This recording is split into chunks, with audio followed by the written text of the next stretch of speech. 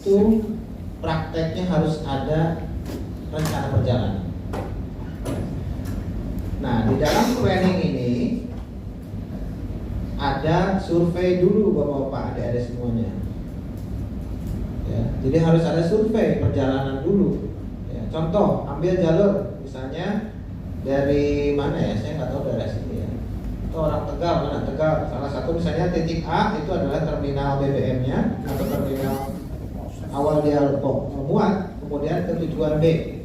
Nah, di sini harus dibuat 2 jam di mana, 2 jam, 4 jam di sini dibuat, Pak. 4 jam di sini istirahat di mana, 4 jam di sini istirahat di mana, atau 2 jam di sini istirahat di mana. Kalau 2 jam tidak mungkin, mundur lagi 1,5 jam, bisa nggak istirahat? Tapi kalau cepat mungkin ya. Tapi misalnya 2 jam tidak bisa, maju lagi 4 jam istirahat di mana. Setelah bapak-bapak adik-adik semua survei, baru masukin planning. Ya. Baru bisa masuk istirahat yang 4 jam, 2 jam itu baru bisa. Sehingga apa yang bisa cegah adalah fatigue. Ya. Fatigue artinya apa, Pak? Kelelahan. Tanda-tanda fatigue ada yang suka tidur. Ya, tanda-tanda fatigue kalau tidur dia agak ke depan sedikit. Tidur ayam istilahnya apa? Istilah bahasa Inggrisnya apa? Oh, micro sleep. Ayamnya mana, mikronya mana? Enggak sepadan ya. Micro sleep. Oke, kalau bahasa ini ya tidur ayam, tapi bahasa istilah ininya micro sleep ya. Kalau tidur pulas ya, Macro sleep. Macro sleep pulas banget ya. Nah, kira-kira kalau micro sleep itu berapa detik? Berapa? Kurang dari 30 detik, kelamaan 30 detik. Cuma 1, 2 detik, 3 detik lah. 5 detik. Tidur ya. Hampir mimpi gitu kan. Terus kaget pas pegang, pakai setir ternyata. Waduh gitu kan. Dan truk itu berjalan tanpa ada kendali. Berarti nggak usah ada orang juga nggak apa-apa. Situ. Ya. Jadi artinya apa? Truk kendaraan tuh kalau dikendalikan sama pengemudinya harus ada jiwanya sama raganya di situ. Kalau jiwanya nggak ada gimana? Ya nggak usah ada truk aja jalanin sama ini tanpa kendali. Gitu. Nah, fatigue ini akibat dari kita tidak survei, planningnya nggak jelas, akhirnya mereka mundur 24 jam kerjanya, ya, sampai berhari-hari juga sama itu tanpa planning. Akhirnya fatigue, kecelakaan nanti terjadi, dan itu sudah menjadi fakta yang ada. Ya, jadi balik lagi ke depan, hierarchy of control, administrative control itu yang tadi, ya, bagaimana kerja 2 jam, mengemudi 2 jam, istirahat 15 menit, 4 jam atau 30 menit, begitu. Ya. Kemudian PPE ada yang tahu PPE? APD ya, Personal Protective Equipment. Jadi pengendalian risiko itu kalau yang paling tinggi itu paling efektif itu yang pertama, tapi tidak mungkin, ya, seringkali tidak mungkin. Kenapa? Misalnya gini, Pak, risiko mengangkut barang berbahaya berisiko tinggi nggak? Masa kita tidak boleh mengangkut? Risikonya kita hilangkan? Nggak bisa. Tetap kita harus menjalankan bisnis. Jadi yang pertama nggak bisa, lewat lagi yang kedua hierarkinya. Nah ini diganti, bisa nggak mengangkut barang berbahaya A diganti dengan B? Nggak bisa. Orang kita jasanya misalnya mengangkut BBM misalnya, nggak bisa. Nah baru kita ke engineering control, administrative control, dan APD. APD itu terakhir, paling tidak efektif. Ya. Jadi yang engineering controls dan administrative controls ini adalah 2 hal yang bisa kita mainkan. Contohnya apa? UNADR, ya, secara teknis menjelaskan engineering controls, betul ya? Betul. Kemudian administrative controls di UNADR pun ada sama. Ya, bagaimana organik peroxide itu harus dibawa tidak lebih dari 12 jam. Gitu. Itu administrative control. Jadi sudah masuk ke area keselamatan secara umum ya di sini ya. Oke, ini untuk road safety. Ada yang tahu bow tie ya? Enggak. Iya ya ini ya, ini ya tulisannya ya. Resiko kupu-kupu. Ya, resiko kupu-kupu adalah teori bagaimana mencegah kecelakaan bapak-bapak dan ibu-ibu dan adik-adik semuanya. Kalau di struktur, ya. bagaimana kecelakaan yang terjadi sebelah kanan ini dicegah dengan proaktif sebelah kiri sehingga kecelakaan di tengah ini tidak terjadi. Prinsipnya itu.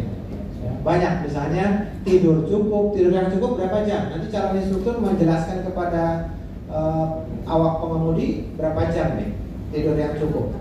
6 jam. 6 sampai 8 ya, 6 atau 6 sampai 7. Kalau 8 jam tidur terus-menerus satu shift itu tidurnya. Susah. Tidak susah. Pasti bangun gitu kan. Mau apa pasti bergerak segala macam atau batuk gitu. 4 sampai 6 jam lah. Kalau 4 agak kurang. Tapi memang ada beberapa orang yang 4 jam cukup. Tapi disarankan tidak menjadi pengemudi. Ya, cukup menjadi kantor saja kalau tertidur aman di kursi Pak. Kursi office. Ya, 6 sampai 7 kurang lebih. Ya, tidur itu modal ya, modal untuk para pengemudi. Betul ya? Betul. Jadi supaya tidak microslip. Ya, kalau ada yang tahu sleep apnea?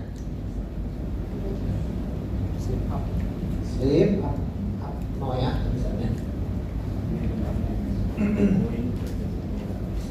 Sleepnya tidur. Apnea. Tidur bangun. Nah ini penyakit Pak, penyakit tidurnya yang tidak efektif. Tidurnya ada yang ngorok nggak di sini? Banyak. Ya, jadi ngorok itu adalah kenapa ngorok? Mungkin ada yang nggak ngorok ya. Ngorok siapa mah? Lebih keras, ngoroknya lebih keras.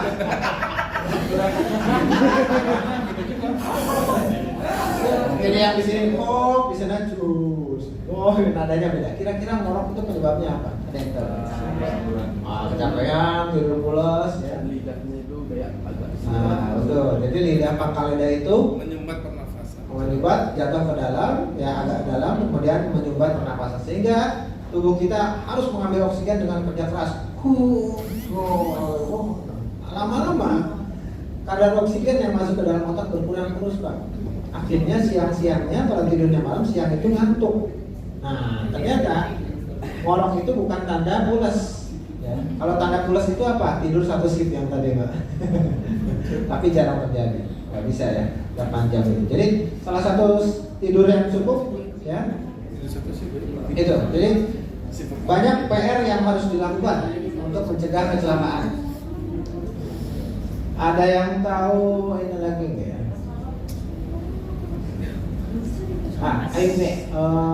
IVMS kalau ini istilah ini ya perusahaannya. GPS tracker. Ada yang bisa jawab GPS tracker fungsinya apa saja? Memantau kecepatan kendaraan. Memantau posisi kendaraan. Memantau di kafe mana bisa nggak? Bisa. Oh di kafe mana udah lihat GPS-nya gitu.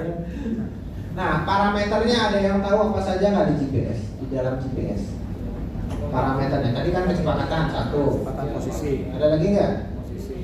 Posisi parameter 2. Ada lagi? Kalau GPS cuma 2 parameter aja itu mahal banget, tidak alarm. Kira-kira ada lagi nggak? Ada yang pernah lihat? Ada yang dari sekolah tinggi keselamatan di Tegal nggak? Bahan bakar. Ini semua ini. GPS. Waktu perjalanan. Parameter yang pernah melihat nggak? Waktu perjalanan. Kenapa? Waktu perjalanan. Waktu betul. Ada lagi nggak? Penggunaan bahan bakar. Betul. Ada lagi? Jarak. Jarak. Ada lagi nggak? Ada yang paling kritikal atau paling untuk mencegah kecelakaan apa? Kira-kira beberapa parameter. Sensor. Ya, itu sensornya. Tapi parameternya apa? Apa yang kita ukur dari sensor itu? Kecepatan. Ngebut. Kecepatan. Overspeed. Nah, overspeed harus ada, Pak. Overspeed. Kita setting di GPS-nya dalam GPS. Maunya jalan tol 80 km per jam. Mulai naik 81 misalnya dalam 1 menit pelanggaran overspeed. Ada lagi nggak parameter lain? Parameter lain ada nggak yang untuk dalam GPS? Apa lagi? Deteksi hazard. Ya? Deteksi hazard. Contohnya? Kalau di depannya ada jembatan atau Gas itu. Kemudian nanti apa yang terjadi? yang berhati-hati. Oh, oke. Udah pernah ada belum fitur itu? Paling di GPS-nya ada jabatan, jabatan, Oke. Tapi aktif nggak mengingatkan dalam sistem? Atau hanya informasi pasif? Kalau melihat aja. Oh, kalau melihat aja berarti pasif ya. Nah, kira-kira ada lagi nggak parameter yang lain? Itu bagus juga ya. Parameter lain selain overspeed. Ya. Kalau belum pernah lihat nanti lihat di beberapa perusahaan, yaitu harsh acceleration, harsh braking, ya. Kemudian harsh turning. Ya. Harsh acceleration apa? Ada yang tahu? Akselerasi yang terlalu tinggi, ya. Perubahan kecepatan setiap detiknya yang terlalu tinggi. Bisa saja 10 km per jam dalam 1 detik. Nah, tapi apakah mungkin truk 10 km dalam 1 detik? Nah, kalau ternyata memang itu terjadi, nah itu ada pelanggaran, ya. Jadi dalam GPS ada semuanya harus dimaksimalkan fiturnya, ya. Sampai GPS bisa bisa melihat wiper dinyalakan atau enggak, bisa. Ya. Wiper, kenapa wiper dinyalakan terus kita harus tahu? Ada yang kira-kira kepikiran enggak? Kenapa wiper? Nah, cuaca hubungannya wiper ya. Kemudian nanti apa? Manfaatnya itu untuk apa? Kalau misalnya kita dalam GPS tahu oh, wiper dinyalakan. Oke, jadi betul mendekati. Jadi pada saat investigasi kecelakaan, kalau misalnya hujan, kalau kondisinya tidak ada CCTV dan sebagainya, itu bisa dikenali. Oh ternyata pengemudinya menghidupkan wiper, ya, sehingga apa? Pandangannya tetap jelas. Kalau wipernya tidak dinyalakan, dihidupkan, pandangan tidak jelas. Bisa saja itu terjadi kecelakaan. Jadi banyak, ya, banyak psikologi tentang road safety. Nah ini PR-nya banyak, ya. PR kita semua banyak. Oke, kita mulai masuk ke chapter. Tapi pendahuluan. Breaknya jam berapa ini? 10 Pak. Oh, 10 silam, ya. Baik, sekarang membahas tentang chapter 7. Ada yang pernah baca chapter 7 atau belum? Kita baca bersama nanti ya. Belum. Oke, kalau udah ada yang sudah pernah baca, silakan menjelaskan di depan ya. Bantu. Untung saya jawabnya belum. Untung bilang belum ya.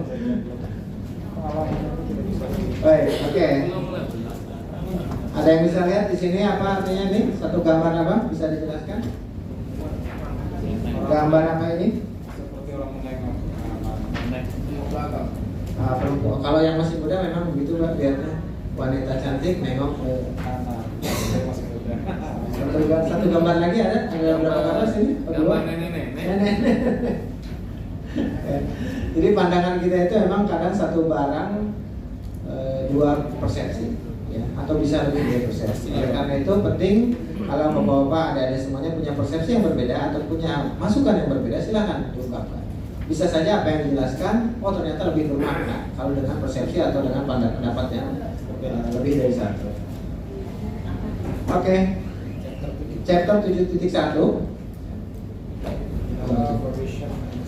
Chapter 7.1 General Provisions and Special Provisions for Temperature Control, ya.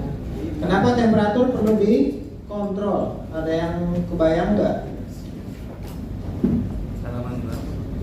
7.1 Temperatur mobil apa temperatur lingkungan Pak? Saya. Aku dibuka halaman 545.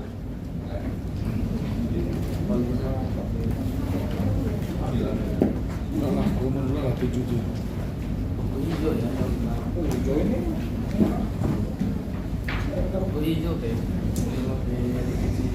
Ketentuan umum tentang dan ketentuan khusus tentang pengendalian suhu. Ya, jadi kenapa suhu harus dikendalikan? Nah, barang berbahaya ini kira-kira kalau suhunya nggak dikendalikan apa yang terjadi? Nah, bisa meledak, terus apa lagi? Bisa terbakar. Jadi ada kaitan dengan suhu adalah sumber panas atau ignition. Ada yang tahu segitiga api apa saja? Segitiga api, oksigen, panas dan bahan bakar. panas ya, sumber atau bahasa lainnya sumber ignition. Atau ignition itu apa ya? Percikan ya atau apa ya? Percikan ya. Tapi ada lagi segi 5 api. Ada yang tahu segi 5 api? Belum ya, tinggal tambah 2 dari segi 3 ya. Seginya banyak. Segi 5 api adalah prinsip untuk bagaimana explosion, gas explosion atau eksplosif ledakan dari debu. Debunya apa? Debunya misalnya debu batu bara. Itu adalah pakai segi 5 api. Selain yang tadi, ya, selain yang tadi 3, oksigen, bahan bakar dan apa lagi? Panas atau sumber ignition. 2 lagi adalah bagaimana kalau dust explosion ini. Yang pertama, bagaimana dispersi, ya, penyebarannya. Kalau dalam ruangan ini ada batu bara yang cukup tersebar rata di dalam ruangan ini dan sumber panasnya cukup, itu bisa meledak. Ya, tetapi kalau batu bara hanya ngejumpluk atau bertumpuk di satu sudut saja, ya, tidak menyebar, itu mungkin tidak mencapai kondisi untuk bisa terbakar atau meledak. Ya. Satu lagi adalah confinement. Confinement itu adalah bagaimana kalau dust atau debu barang-barang berbahaya itu terkumpul dalam sebuah ruangan. Kalau menyebar di udara terbuka itu tidak, less likely atau tidak kemungkinannya kecil untuk meledak. Begitu. Jadi ada segitiga api, ada segi 5 api, ya. Nanti untuk training lebih lanjut bisa saja untuk dust explosion. Dust explosion itu pembahasannya makin dalam dari NFPA, ya, National Fire Protection Agency dari Amerika. Ya, itu dust explosion.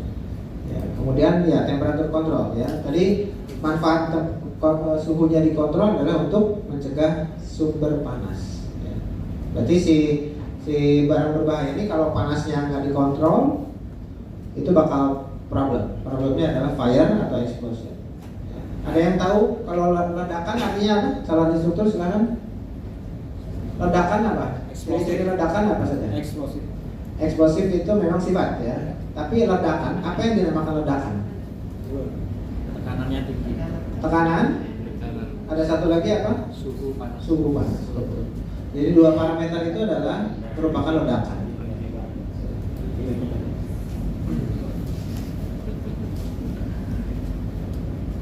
Ya, 712 ya. Jadi ini adalah general provision. Jadi kendaraan-kendaraan yang dipakai, kendaraan yang dipakai itu harus untuk pengangkutan barang berbahaya harus mendapatkan persetujuan secara desain dan konstruksi sesuai dengan chapter 9. Nah, di dalam UNADR ini chapter 9-nya tolong dibaca. Coba chapter 9-nya dibuka. Judulnya apa? Chapter 9 tolong dibuka. Chapter 9. Depannya saja.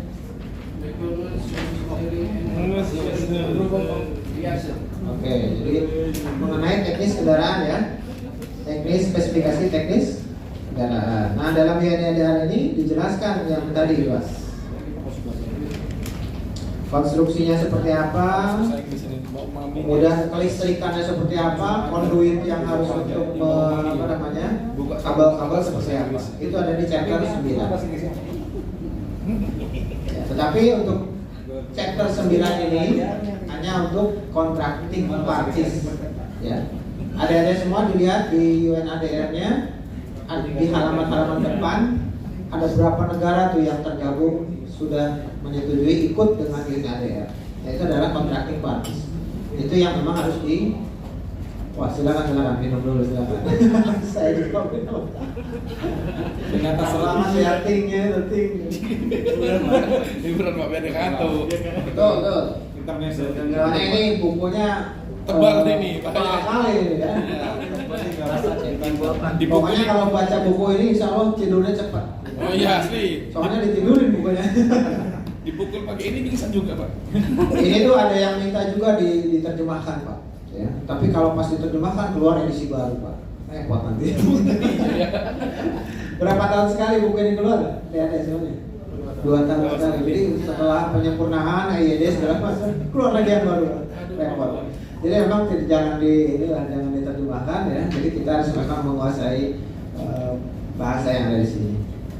Jadi yang harus konstruksi kendaraannya harus sesuai dengan chapter 9. Kalaupun tidak mendapatkan persetujuan, tetapi dari segi SLUT dan spesifikasi teknis mirip mengikuti. Ya. Kemudian ada juga large containers, portable tanks, MEGC. Apa ada yang tahu MEGC? Kalau kita tidak tahu istilah di dalam UNADR ini, di mana kita mencari tahu ini? Bab berapakah? Kita harus tahu di bab definisi, ya. Coba ada yang tahu bab definisi di volume 1-nya? Volume 1 ya. Chapter 1.2 Definitions and Unit of Measurements, ya. Jadi kalau adik-adik nanti ada yang nggak tahu, pasti ada yang nggak tahu ya. Karena mungkin saya tidak familiar untuk semua hal. Silahkan lihat di chapter 1.2 ya, definitions di situ. Silahkan dicari MECGS, MEGC, M ya, S-nya itu plural atau jumlah.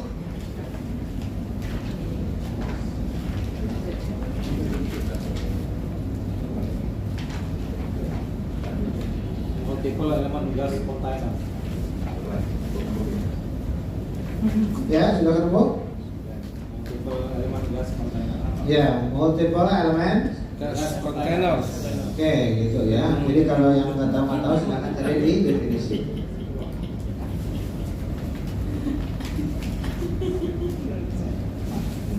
Oke, kemudian large container untuk large container untuk mengangkut barang berbahaya itu harus syaratnya adalah structurally serviceable. Ya, secara struktur dapat dipakai, layak lah gitu, layak jalan ya, atau layak jalan, istilahnya layak jalan atau layak jalan? Layak jalan. Nah kalau secara struktur structurally serviceable. Tapi kalau layak jalan bahasa Inggrisnya roadworthiness.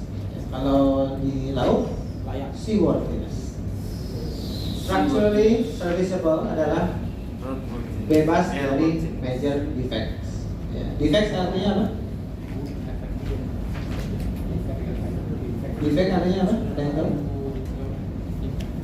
Kalau kita misalnya QA QC ya, ada defect nih. Cacat. Defect itu adalah cacat, ya, tidak sesuai spesifikasi. Ya. Nah, tidak boleh ada defect. Ya. Defectnya terhadap apa kalau kontainer? Top and bottom side rails. Ya. Top rails, bottom rails, door seals, header, corner post yang ini, corner fitting yang ini ada 1, 2, 3, 4, 5, 6, 7, 8. Semua bentuk kontainer ini harus secara struktur dapat dipakai, layak. Ya. Nah, adik-adik semua bisa lihat di sini ya, stop side railnya seperti apa, harus sesuai dengan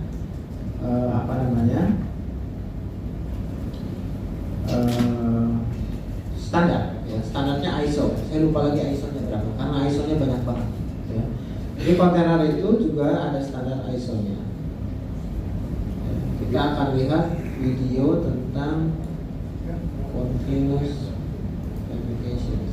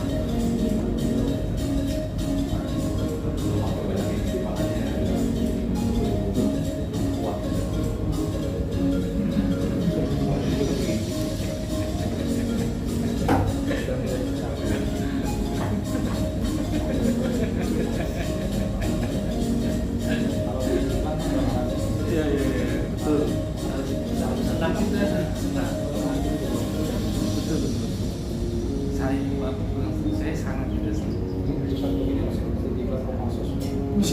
Jangan juga di kelas. Itu kan nama rumah ya. Siap. Siap. Ini bagian dari inspeksinya ya. Ya begitu siap lagi. Dari pengelasannya. Program bosan setahun. Setahun.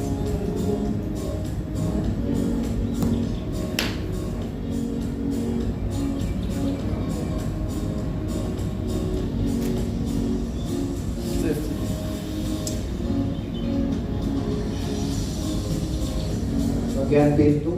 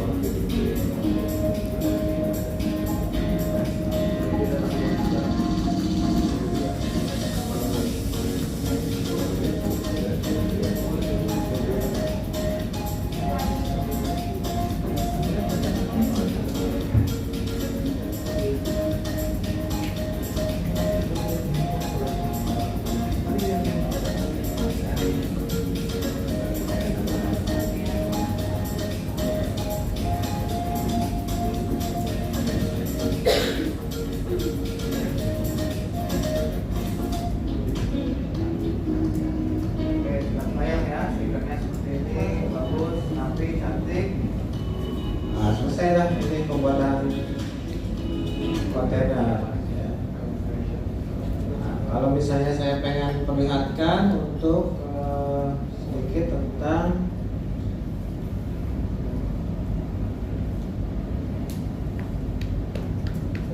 ini materinya campur-campur semua ya Pak ya, supaya memang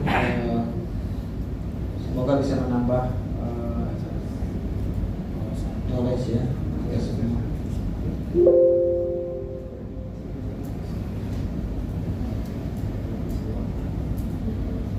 Tadi proses pembuatan kontainer. Kalau ini proses pembuatan tanker. Ada yang pernah berkunjung ke pabrik tanker? Belum. Jadi di Surabaya banyak. Ya, ada Meko, ada Aweko, ada Geluran. Ya, di Sidoarjo banyak. Nanti mungkin pasti harus berkunjung ke sana untuk bisa melihat mulai dari dibuat. Ini berbagai macam pressure tankers. Ya, Pertamina masuk di sini nih ya. Trainingnya training luar negeri, tapi alhamdulillah Pertamina masuk di sini.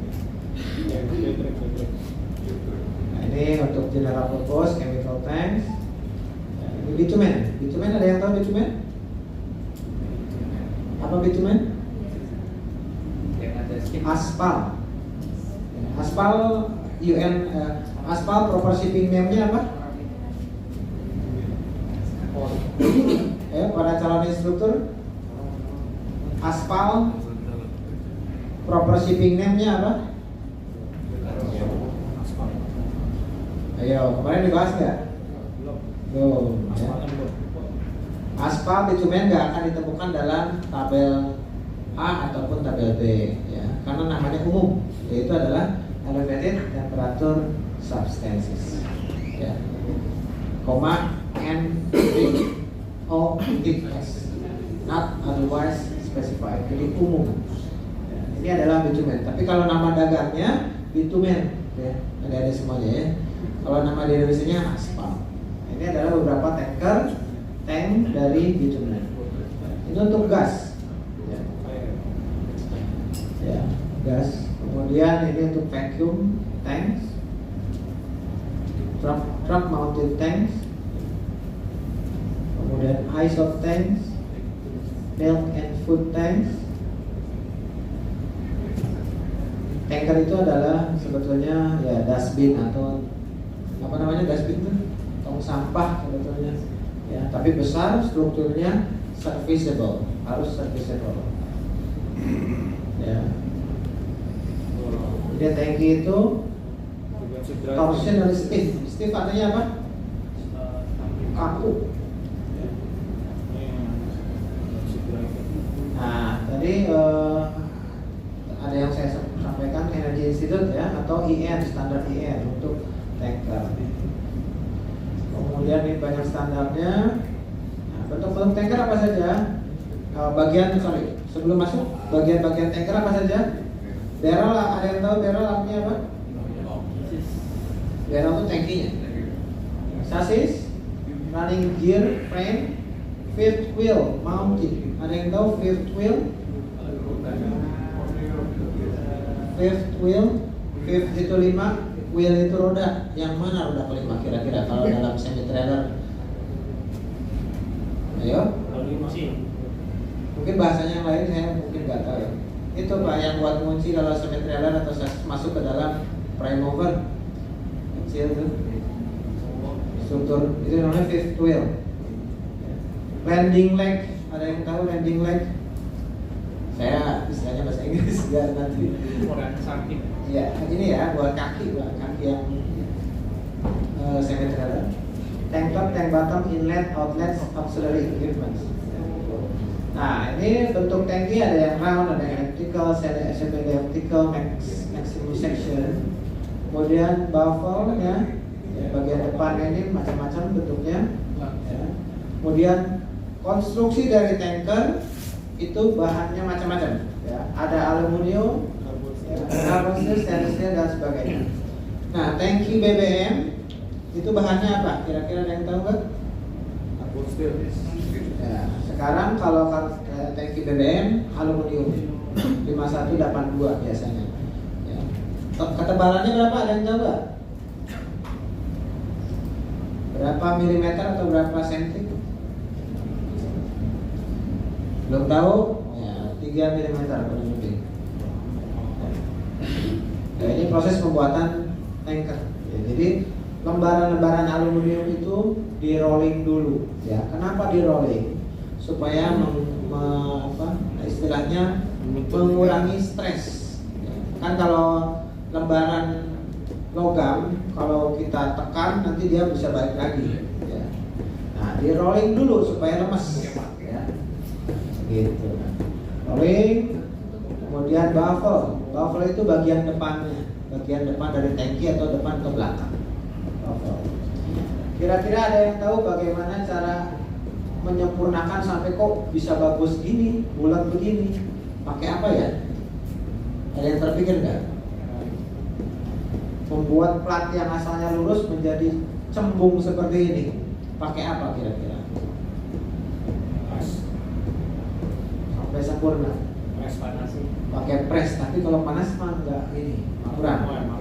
Ini pakai hidro Pak, ditarik pakai pressure. Vakum pakai air. Bagus betul. Nah, makanya nanti kalau pergi ke manufacturer tanker silahkan dilihat ya, proses ini. Nah, ini sampai bagus begini Pak. Nah, tank structure. Catat aja Pak.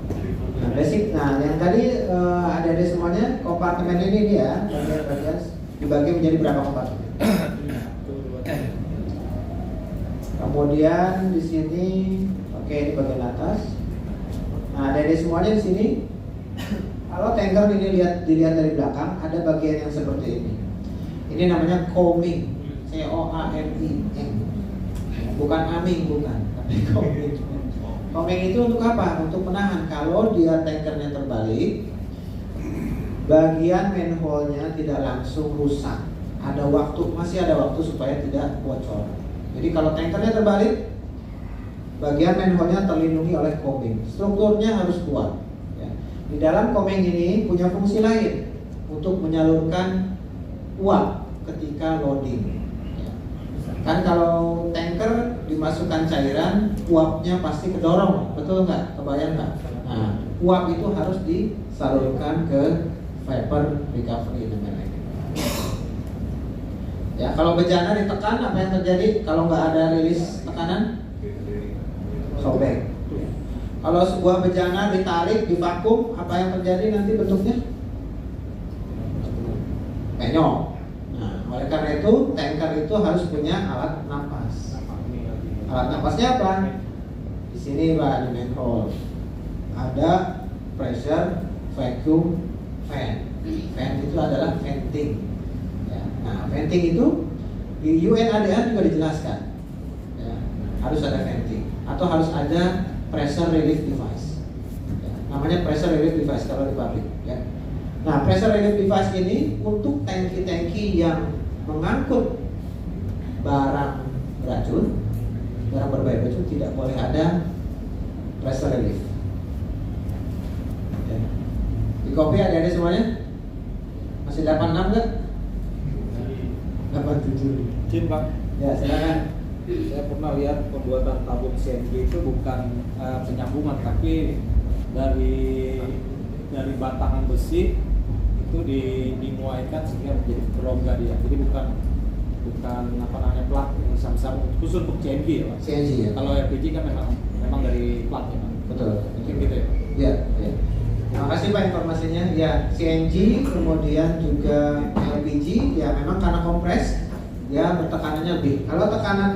Kalau yang BBM ini tekanannya tidak terlalu besar karena cairan hanya ditampung saja. Tapi memang kalau betul dari CNG proses pembuatannya berbeda. Ya. Kemudian kalau untuk LNG juga berbeda. Ini double wall, ya. Dindingnya ganda.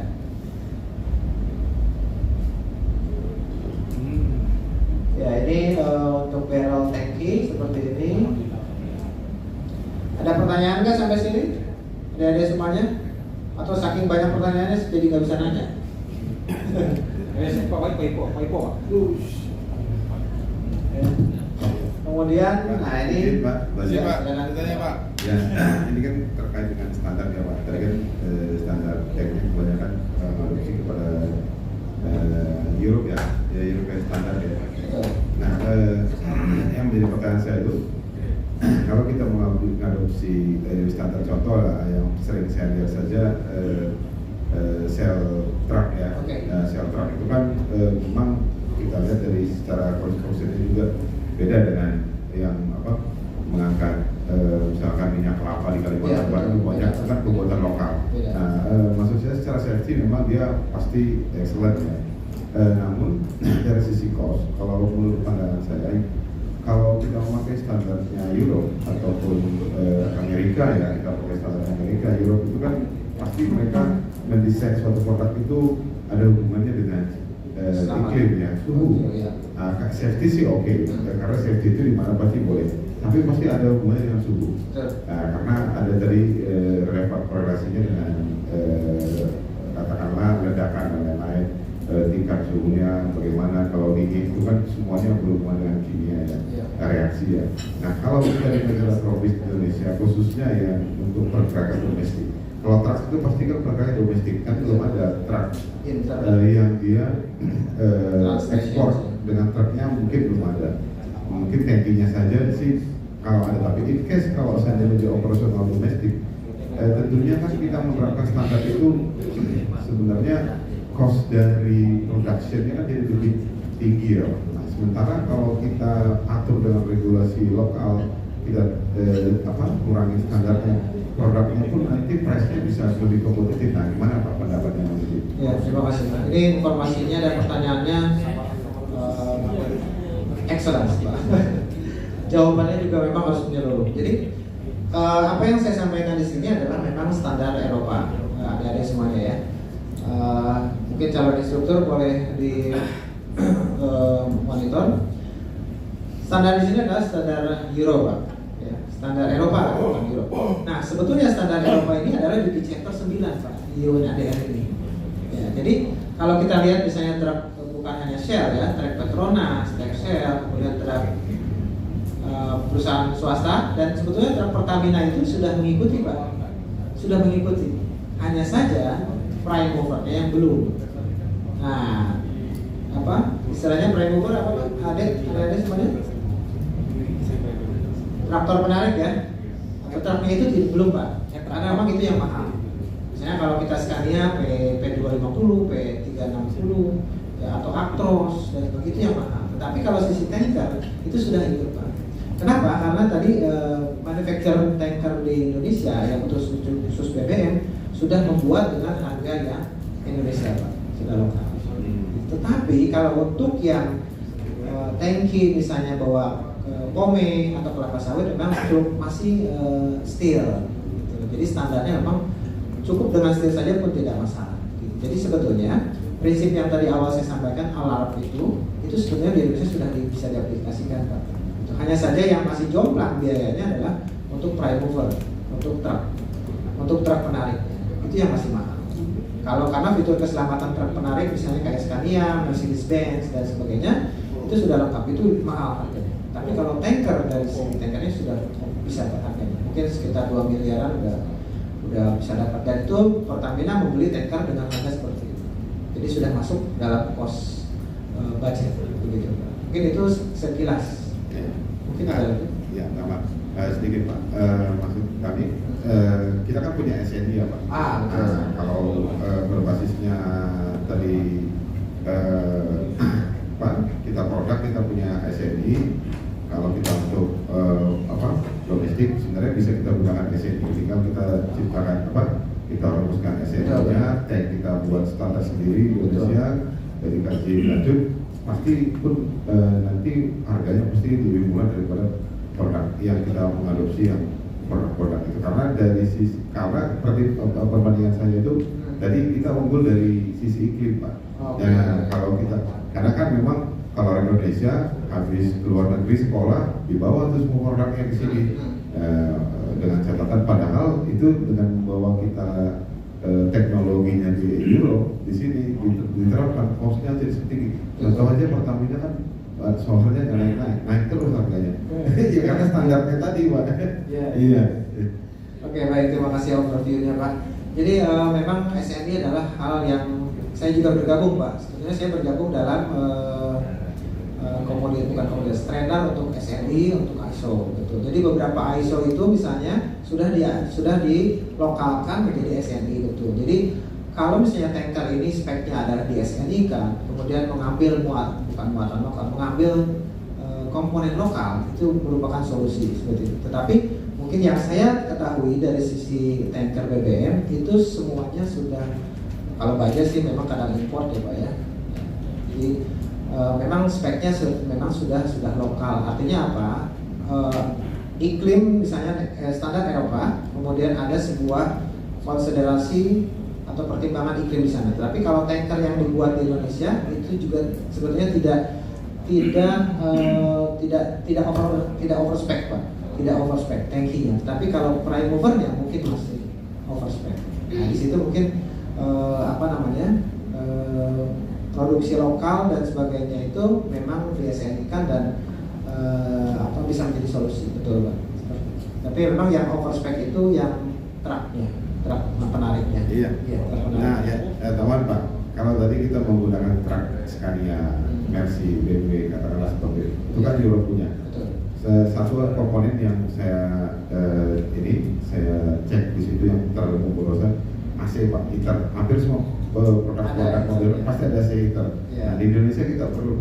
Coba kalau kita buang gitu di produk yang masuk berapa itu efisiensinya. Nah, maksudnya yang seperti itu, Pak. Bisa saja mungkin kalau ya gitu ya. Jadi kita misalnya bisa mengundang mereka untuk buka pabrik di sini. Itu juga sama kan ya. Atau kita pesan komponen truk yang memang tidak memakai heater. Iya. Bisa saja gitu. Tapi memang betul Pak. Jadi kalau saya lihat saya pengetahuan saya truk-truk yang mereka itu ABS sudah ada ya, anti-lock braking system. Kalau sekarang mungkin Hino sudah ada belum ya ABS? Ada yang tahu Hino sudah ada ABS belum ya? Sudah kan? Saya lupa, mungkin ada tapi pesanan kalau nggak salah. Jadi ABS-nya sudah ada, electronic braking systemnya ada, kemudian lane departure warning-nya sudah ada, Pak. Kemudian juga advance electronic braking-nya ada, lengkap semua. Dan itu overspec. Overspec buat kita yang memang belum mencapai ke arah sana gitu. Terima kasih Pak overview-nya.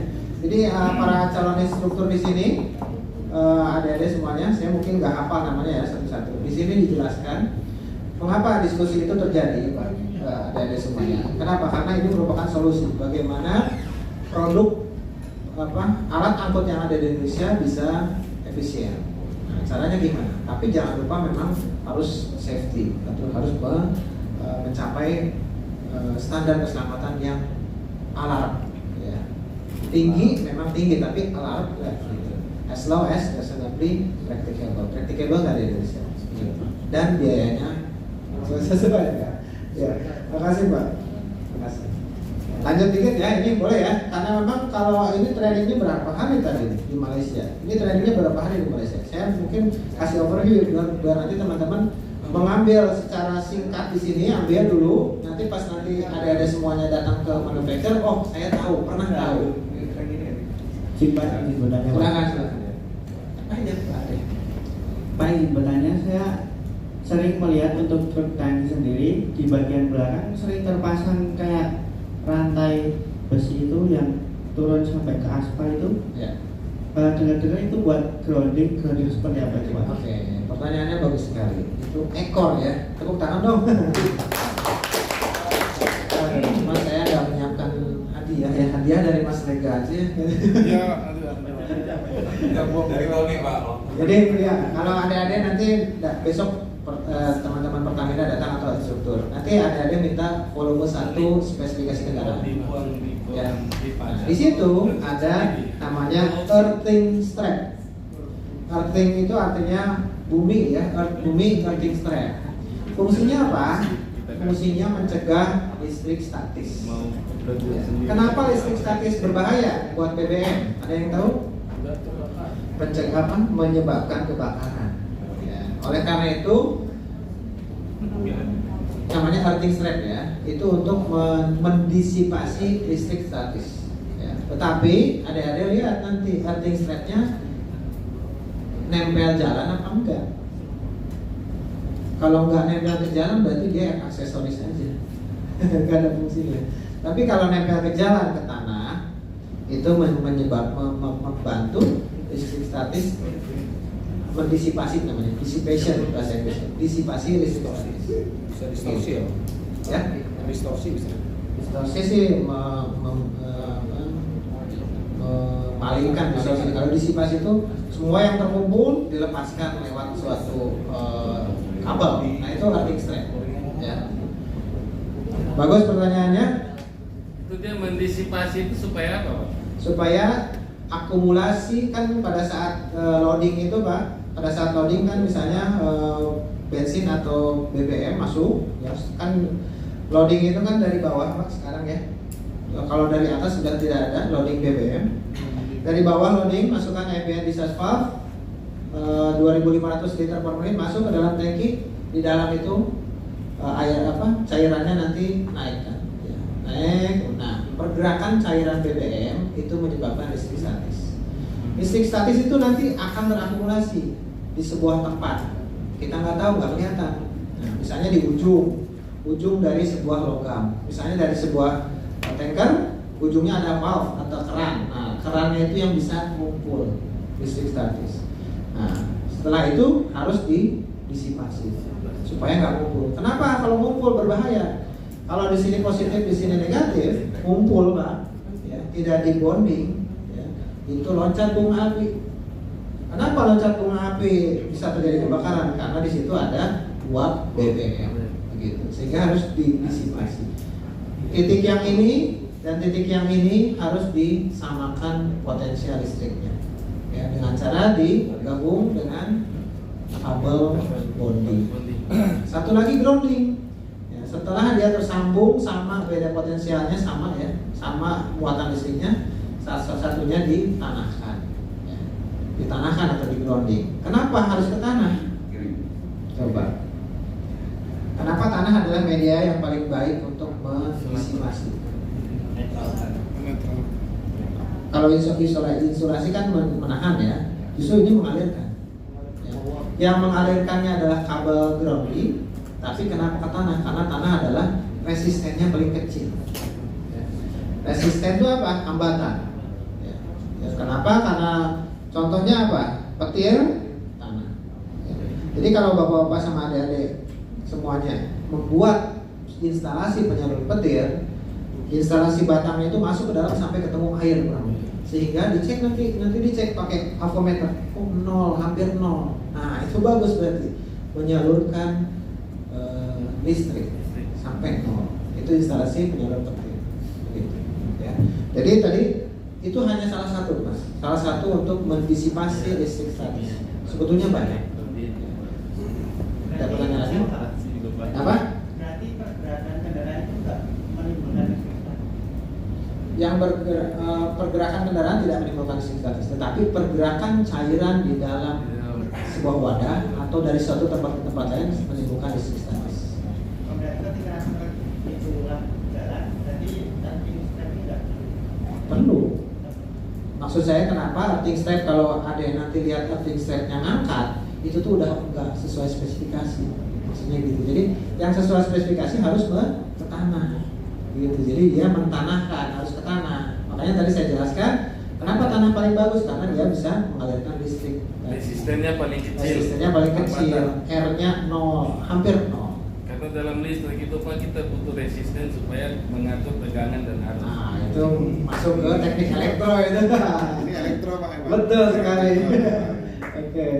Ya, saya bagian yang lain ya. Saya bagian yang lain. Terima kasih Pak pertanyaannya. Nah, ini barrel ya.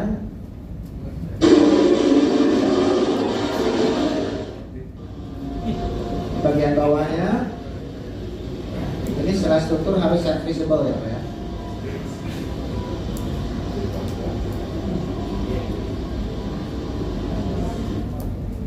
Teknik kalau dibalik. Nah, landing leg ini ya, ada semuanya ya, landing leg. Nah, ini barrel belum selesai, ini standarnya banyak, Tapi ini Euro. Eropa semua. Nah, ini LGBF ya, jangan pakai T ya. LGBF ini ada dalam UNADR. Ya. Kolom berapa? Ada yang tahu nggak?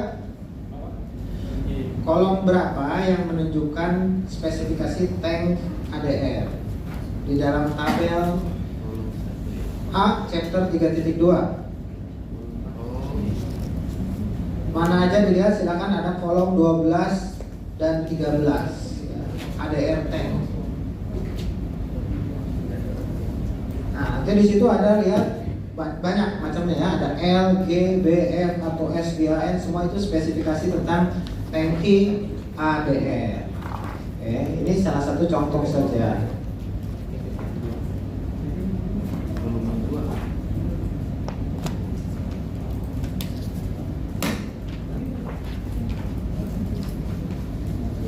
Oke, mungkin di sekolahnya dulu pernah menghitung center of gravity dari kendaraan? Ada nggak dulu? Kenapa? Masih ada model. Belum ya? Nah, Oh, pernah Bapak? Masih Pernah. ada lupa. Yang ada. Ya. Nah, center of gravity dari tanker ini memang tinggi ya, ada semuanya ya. Lupa saya. Nah, kurang lebih di sini lah ya. Center of gravity adalah titik imajiner yang kita hitung, ya, di mana distribusi beban itu bertumpuk lah ya, kurang lebih seperti itu. Ya.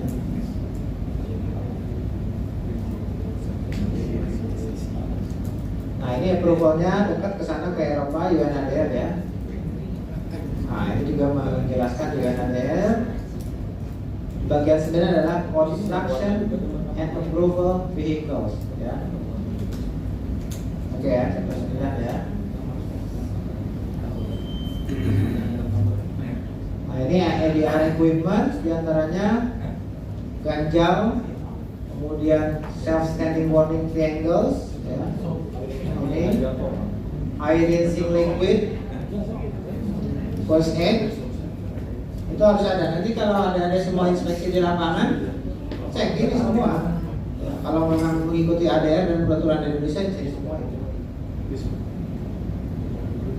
Ya, plakat, contohnya selalu 1088 ya. Oke. Nah, marking,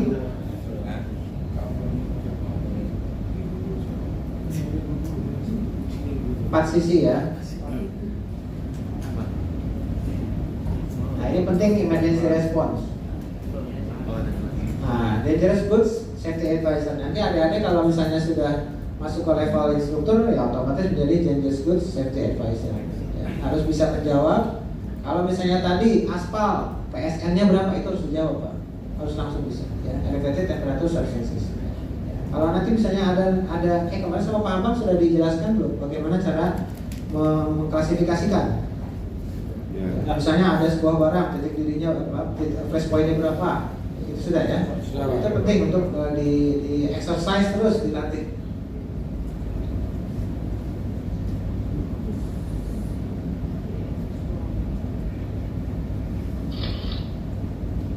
Ya oke, ini umum saja. Nah ini rectangle tadi.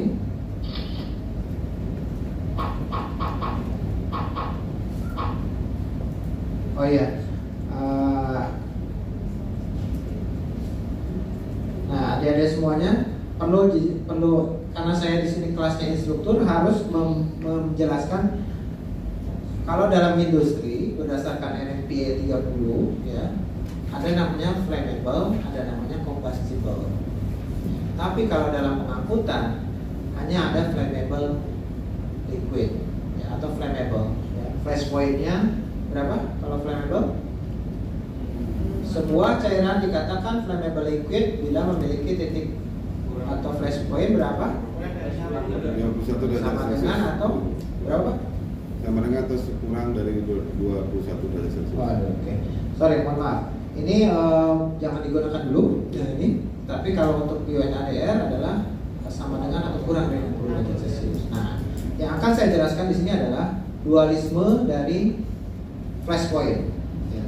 Kalau berdasarkan NFPA 30, flash point yang namanya flammable adalah flash point-nya sekitar di bawah 37,8 derajat Celcius. Di atasnya namanya combustible. Nah, ini ada perbedaan. Ya. Yang pengangkutan menggunakan ADR, kalau yang NFPA di industri digunakan tadi 37,8. Jadi jangan sampai tertukar ya. Nanti kalau ada yang nanya, kok ini NFPA apa? Yang namanya flammable kok 37,8 di bawahnya? Oh itu untuk di industri kalau itu. Jadi kalau untuk pengangkutan sama dengan atau kurang dari 60 derajat Celcius. Yang dikecualikan apa? Diesel atau solar. Solar ada yang lebih dari 60.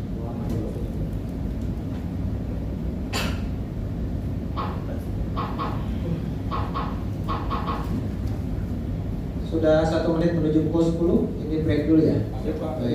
Terima kasih. Break dulu berapa jam? 20 menit lah. Ya 20 menit. Terima kasih.